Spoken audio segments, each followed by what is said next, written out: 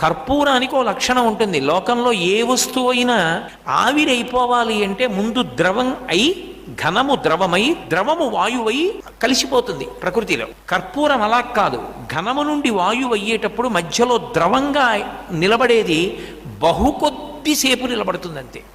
కొద్దిసేపు నిలబడి ఆవిరైపోతుంది, వాయువులో కలిసిపోతుంది. అందుకే మీరు కర్పూరం హారతి ఇచ్చినప్పుడు చూడండి, నీరై కదులుతుంది ద్రవంగా, కానీ అది ఎంతోసేపు ఉండదు. ఆవిరైపోయే వరకు వెలిగిపోయి ఆవిరైపోతుంది. అంటే ఇంతకు ముందు నన్ను అడ్డగించిన పాపములు ప్రతిబంధకములుగా నిలబడిన కారణము చేత నీ మార్గమునందు నడిచి నిన్ను చేరుకోవడానికి సావకాశము కలగక ఎన్నో జన్మలు ఎత్తుతూనే ఉన్నాను.